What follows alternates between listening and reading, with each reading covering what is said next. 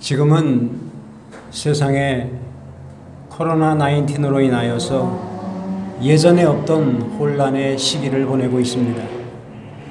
오죽하면 코시국이라는 말을 하겠습니까? 전파력이 강한 오미크론 바이러스가 빠른 속도로 전염되고 있습니다. 그래도 다행인 것은 치사율이 그렇게 높지 않아 얼마나 감사한지 모르겠습니다. 온 세상이 온통 코로나에 신경을 집중하고 거기에 전념하느라 남을 돌볼 여력이 없습니다. 내 직분, 내 사명을 돌아볼 겨를도 없고 구원받은 자로서 하나님이 내 삶의 주인이심을 고백하는 그리스도인이면서도 예수님의 마음을 생각할 여력이 없고 그저 하루하루 바쁘게 지내고 있습니다. 그러다 보니 어느덧 한 해를 마감하는 12월 마지막 주일이 되었습니다. 이렇게 혼란한 세상에서 어떻게 하면 참 신앙인으로서 바르게 살아갈 수 있을까? 오늘 하루만이라도 한번 생각해보는 시간이 되시기를 바랍니다.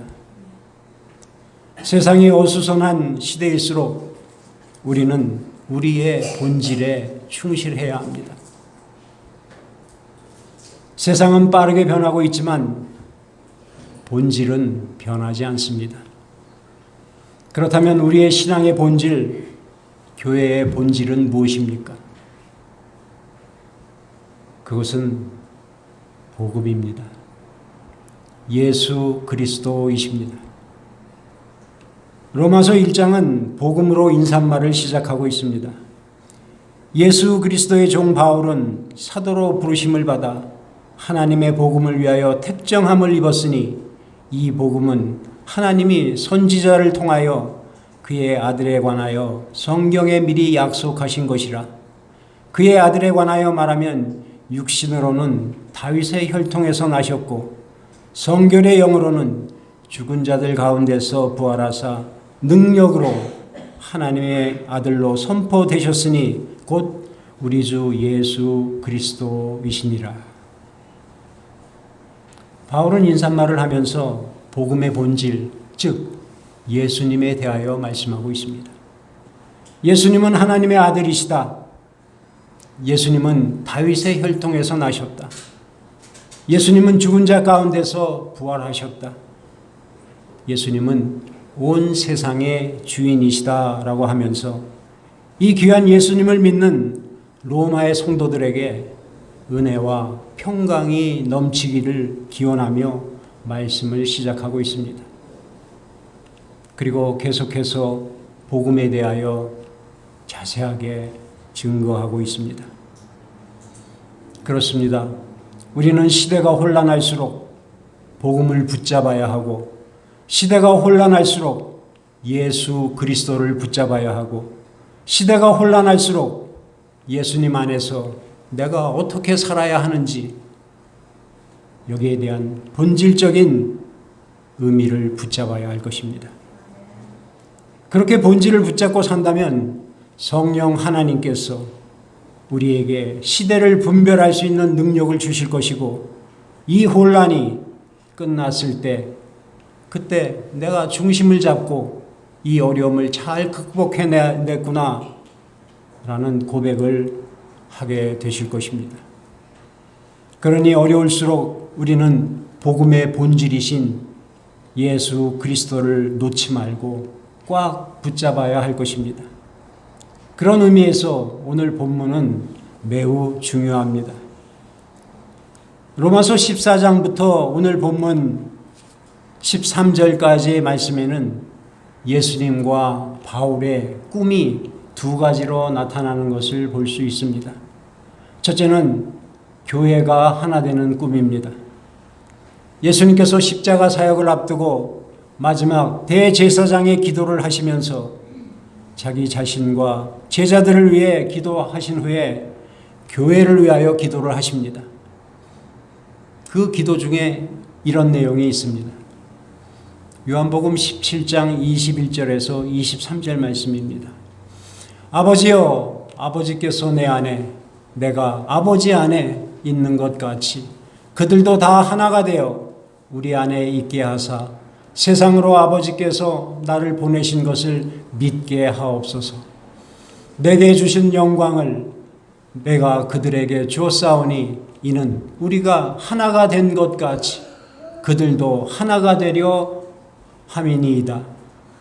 곧 내가 그들 안에 있고 아버지께서 내 안에 계시어 그들로 온전함을 이루어 하나가 되게 되어 하려 함은 아버지께서 나를 보내신 것과 같이 또 나를 사랑하심 같이 그들도 사랑하신 것을 세상으로 알게 하려 함이로소이다. 이는 마치 죽음을 앞둔 아버지가 자식들을 불러놓고 마지막 유언을 하듯이 예수님께서 십자가를 앞에 두고 기도하시면서 미래 로마교회 성도들 또 우리 교회 성도들이 하나가 되게 해달라고 기도를 하십니다. 이렇게 하나님께서는 교회가 하나 되는 것을 원하시는데 사단 마귀는 그 반대입니다. 사단은 어떻게든 우리의 마음을 또 우리의 교회를 분열시키려고 하고 있습니다. 여러분도 알만한 아주 유명한 목사님의 간증입니다. 이 목사님은 목사님의 아들로 태어나서 어릴 때 아버지가 교회 장로님들과 또 교인들과 시달리며 힘들게 목회하는 것을 옆에서 보았다고 합니다. 그래서 자신은 어떠한 일이 있어도 목회는 하지 않겠다고 결심을 했지만 이미 하나님께서 불러주셔서 결국 목회의 길에 들어섰습니다. 그렇게 교회에 부임하여 사역하고 얼마 있지 않아 큰 어려움을 당하게 되었다고 합니다. 교회의 비전을 함께 나누는 사역자 모임을 하는 날, 그동안 교회의 변화로 대해 거부감을 가지고 있었던 장로님 두 분이 하나 둘 불만을 토로하기 시작했고, 이를 나무라는 또 다른 장로님들에 의해서 심한 논쟁이 일어났다고 합니다. 고성이 난무하는 가운데 폐 기도도 하지 못한 채 모임을 끝마쳤다고 합니다. 그래서 목사님은 이제 나의 목회도 끝났구나라고 생각이 되었고 한참 동안을 실망에 빠져 있었다고 합니다.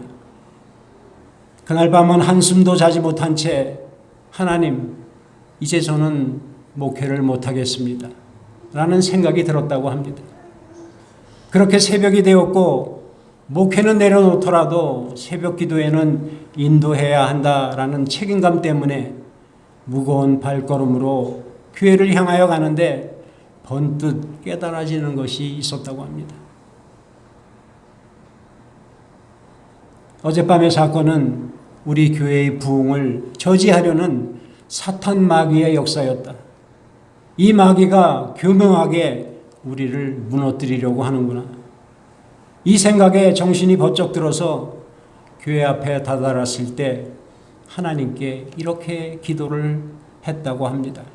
하나님, 아무리 어려움이 나에게 있더라도 사단 마귀가 시키는 대로는 하지 않겠습니다. 그렇게 기도한 후에 새벽 기도회를 인도하고 개인 기도를 하는데 성령께서 말씀을 주시더랍니다. 너를 반대하는 그 장로님이 하자는 대로 해라. 그래서 목사님께서는 그 두 분 장로님의 뜻에 따라서 몇 개월 정도 사역을 했더니 결국 두 분 장로님이 자신의 잘못된 판단을 깨닫고 회개를 했다고 합니다. 결국 두 분 장로님과 다른 장로님들이 하나가 되었고 또 온 교우들이 하나가 되어 그 이후 교회는 급성장하기 시작했다고 합니다. 이 교회가 어떤 교회인지 궁금하지 않으십니까? 여러분도 잘 아시는 유기성 목사님의 선한 교회입니다. 그러면서 이 목사님이 어떤 일이 있어도 교회 공동체의 하나됨을 지켜야 합니다라는 간증을 들은 적이 있습니다. 이런 하나됨의 중요성은 구약의 언약궤에서도 그대로 나타나고 있습니다. 출애굽 공동체가 하나님과 맺은 언약의 두 돌판을 담고 있는 증거궤가 있습니다. 우리가 보통 언약궤 혹은 법궤라고도 합니다. 그 증거궤를 덮은 뚜껑 위에는 케루빔 천사 둘이 마주보고 날개를 펴고 있습니다. 그 천사들의 날개와 날개 사이를 속죄소 혹은 시은소라고 합니다. 사진에서 보는 것처럼 천사 둘이 날개를 펴고 있습니다. 이 속죄소에서 하나님은 이스라엘 백성들을 만나 주시고 그곳에서 말씀을 전하십니다. 출애굽기 25장 22절에 거기서 내가 너와 만나고 속죄소 위 곧 증거궤 위에 있는 두 그룹 사이에서 내가 이스라엘 자손을 위하여 내게 명령할 모든 일을 내게 이르리라. 또 출애굽기 30장 6절에 그 제단을 증거궤 위 속죄소 맞은편 곧 증거궤 앞에 있는 휘장 밖에 두라. 그 속죄소는 내가 너와 만날 곳이며, 또 민수기 7장 89절에는 모세가 회막에 들어가서 여호와께 말하려 할 때에 증거궤 위 속죄소 위에 두 그룹 사이에서 자기에게 말씀하시는 목소리를 들었으니 여호와께서 그에게 말씀하심이었더라 라고 기록하고 있습니다. 그래서 이스라엘 백성들은 이 언약궤를 중요하게 여겼으며 출애굽한 이스라엘 백성들이 40년 광야 생활을 할 때에 언약궤는 언제나 12지파의 중심에 위치해야 했고 성전과 성막의 가장 거룩한 장소인 지성소에 두게 되었습니다. 그 케루빔 천사 사이를 일컬어 우리는 속죄소라고 합니다. 속죄소는 히브리어로 카포레트라고 합니다. 이 카포레트는 덮는 것을 의미합니다. 사람의 죄를 피로 대속하여 덮어준다, 용서한다 라는 뜻을 가지고 있습니다. 또 하나님께서 은혜를 베푸시는 자리라 해서 시은자라고도 합니다. 그런데 이스라엘 랍비들은 이 케루빔 천사의 모습에서 아주 심오한 해석을 합니다. 하나님께서는 두 사람이 사랑과 포옹하는 너그럽고 돌봄의 마음으로 얼굴을 마주한 곳에서 말씀하신다라고 해석을 하고 있습니다. 그러니까 하나님은 사람들이 사랑 안에서 서로 받아들이는 곳에서 어디나 계신다는 말입니다. 오늘 우리에게 필요한 것이 이 케루빔 천사의 모습이 아닐까 다시 한번 생각해 보게 됩니다. 믿음이 강한 자와 약한 자, 또 이방인과 유대인, 또 서로 각기 다른 모습을 가지고 있지만 서로를 향해 사랑하고 포옹하고 얼굴을 마주 대하는 그 자리에 하나님께서 직접 말씀하시고 함께 하신다는 것 사실을 우리는 기억해야 할 것입니다. 그렇다면 이제 우리도 나와 다른 성도들을 향해서 사랑의 팔을 내밀어야 되지 않겠습니까? 그들을 사랑으로 안아주고 하나님의 임재를 느끼며 서로가 하나가 될 때 은혜가 가득한 교회가 될 것입니다. 바라기는 이 일에 함께 열심을 다하는 저와 여러분이 되시기를 바랍니다. 두 번째는 열방이 하나가 되는 꿈입니다. 오늘 본문 7절을 보면 예수님께서 우리를 향해 두 팔 벌려 맞아주신 것처럼 모든 성도가 다른 그리스도인들을 받아주라고 합니다. 그리고 이어지는 8절 9절에는 예수님이 십자가에서 돌아가신 목적을 우리들에게 말씀해 주고 있습니다. 예수님은 유대인들을 구원하기 위하여 유대인으로 태어나셨으며 태어난 지 8일 만에 할례를 받아 언약의 증표를 받았습니다. 그리고 약속하신 대로 십자가 사역을 통해서 우리에게 구원을 주셨다고 기록하고 있습니다. 이어서 8절에 유대인들이 예수님을 먼저 믿어야 하는 것이 사실이지만 그들이 믿지 않아서 구원의 손길이 이방인에게 미치게 되었고 이방인들도 주님의 긍휼하심으로 인하여 구원을 받고 하나님께 영광을 돌리게 되었다고 기록하고 있습니다. 이 말은 예수님의 사역은 유대인들만의 사역이 아니요 이방인들까지도 구원하기 위함이라는 뜻입니다. 그러면서 9절 하반절에서 12절에는 성경에서 말하는 근거를 제시하고 있습니다. 바울이 인용한 성경 구절은 시편에서 2곳, 또 신명기에서 1곳, 이사야에서 1곳을 인용하고 있는데 구약 성경 전반에 하나님의 꿈은 유대인과 이방인이 함께 구원받는 것을 증명하기 위해서 기록한 것입니다. 그 말씀을 읽어보면 그 구절마다 범위가 점점 넓어지고 있음을 보게 됩니다. 9절에 그러므로 내가 열방 중에서 라고 기록하고 있고 또 10절에 열방들아 라고 하고 있습니다.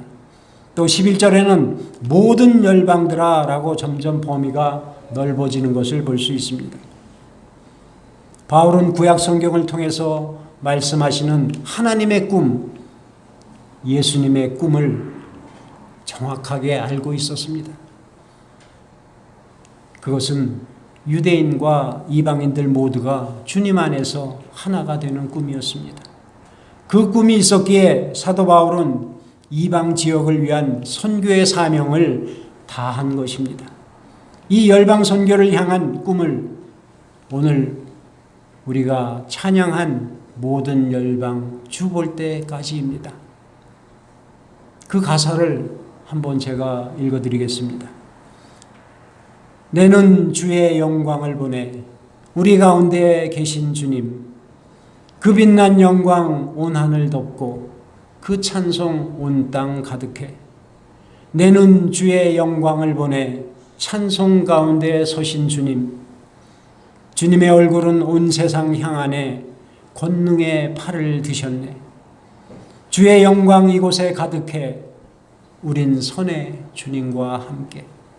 찬양하며 우리는 전진하리 모든 열방 주 볼 때까지. 예수님의 이 꿈을 아는 사람이라면 교회 안에서 믿음이 약하고 믿음이 강하고 믿음이 많고 믿음이 적고 이런 사이에서 일어나는 조그마한 갈등의 문제는 아무런 문제가 되지 않는다는 것입니다. 서로 각자가 더 큰 꿈을 위하여 노력해 나가야 한다는 것입니다. 예수님께서 가지신 교회가 하나 되는 꿈, 열방이 하나 되는 꿈, 이 꿈을 이루기 위하여 최선을 다한 교회가 있습니다. 바로 안디옥 교회입니다. 사도행전 13장 1절에 안디옥 교회에 선지자들과 교사들이 있으니 곧 바나바와 니게르라 하는 시몬과 구레네 사람 루기오와 본붕왕 헤롯의 젖동생 마나엔과 및 사울이라 라고 기록하고 있습니다. 안디옥 교회의 영적인 지도자 5명을 소개하고 있습니다. 바나바는 귀족 출신으로 예루살렘 교회를 위하여 땅을 팔아 기증한 사람입니다. 시몬은 니게르라 하는 시몬이라고 했습니다. 여기서 니게르는 라틴어로 검다라는 뜻을 가지고 있습니다. 그러니 시몬이 아프리카 태생임을 암시하고 있습니다. 루기오는 구레네 사람 루기오라고 합니다. 구레네 지방에서 온 루기오라는 말로 로마식 표기로는 루치우스입니다. 로마 문화권에서 온 로마의 영향을 받은 사람입니다. 마나엔은 헤롯의 젖동생 마나엔이라고 했습니다. 마나엔의 어머니가 헤롯에게 젖을 먹인 유모라는 말입니다. 그러니 마나엔과 세례 요한의 목을 벤 헤롯 안티파스 왕과는 뭔가 연관이 있는 것처럼 보입니다. 이 말은 권력이 있다는 이야기입니다. 사울은 여러분들이 잘 아시다시피 당대 최고의 지성이고 예수님을 박해한 사람으로 다메섹 도상에서 부활하신 예수님을 만난 사람입니다. 이렇게 안디옥 교회의 지도자 5명은 서로 출신 지역도, 배경도, 학력도, 피부색도, 경제력도, 권력도 모두 다 달랐습니다. 모든 면에서 다른 사람들이 예수 안에서 하나가 되어 교회를 섬기고 있다는 것입니다. 오늘 우리 뉴욕 선교로 교회도 이렇게 되어야 합니다. 우리 교회도 예수 안에서 하나가 되어 서로 다름에 구애하지 않고 하나님께서 주신 직분에서 누구든 충성을 하실 수 있기를 바랍니다. 이는 마치 7개의 음이 어우러져서 아름다운 하모니를 이루듯이 우리 서로 다른 점들이 성령 안에서 녹아져서 오직 주님의 영광을 위하여 아름다운 작품을 만들어낼 수 있게 되기를 바랍니다. 안디옥 교회는 이들 중 바나바와 바울을 선택해서 선교사로 파송하여 열방을 품었고 그것을 성취했습니다. 우리가 꿈꿔야 할 것도 바로 이것입니다. 여러분, 올해 우리 교회 표가 뭔지 기억나십니까? 믿은 대로 주의 영광을 보리라입니다. 우리가 꿈꾸었듯이 캄보디아에 우리 선교사님을 파송할 수 있었고 비전센터를 건립할 수 있었습니다. 교회가 성령 안에서 하나가 되고 나아가 열방이 주님을 찬양할 수 있도록 우리는 삶으로 선교를 하는 교회가 되어야 하는 것입니다. 바울은 이런 로마 교회가 이런 교회가 되기를 바라면서 그들에게 축복 기도로 말씀을 마무리합니다. 이것이 오늘 본문 마지막 13절입니다. 13절 한번 보여주시죠. 우리 같이 한번 합독해 보겠습니다. 시작. 소망의 하나님이 모든 기쁨과 평강을 믿음 안에서 너희에게 충만하게 하사 성령의 능력으로 소망이 넘치게 하시기를 원하노라. 아멘. 짧은 말씀이지만 아주 많은 것을 우리들에게 말씀하고 있습니다. 그래서 우리 교회의 내년도 표를 이 말씀에서 잡았습니다. 성령의 능력으로 소망이 넘치게 하자. 우리가 매일매일 암송하고 묵상하고 기도해야 할 말씀입니다. 한번 따라서 해보시기 바랍니다. 성령의 능력으로 소망이 넘치게 하자. 아멘. 이렇게 되시기를 바랍니다. 지금 우리는 너무나 힘든 시기를 보내고 있습니다. 이럴 때일수록 우리가 붙잡아야 할 것은 오직 복음입니다. 오직 예수 그리스도입니다. 그리고 우리가 하나가 되어 예수님께서 꿈꾸시는 교회의 모습을 이루어 나가는 것입니다. 바라기는 2020년도에는 우리 모두 이 꿈을 안고 이 꿈에 동참하시는 저와 여러분이 되시기를 주님의 이름으로 간절히 축복하며 기도합니다.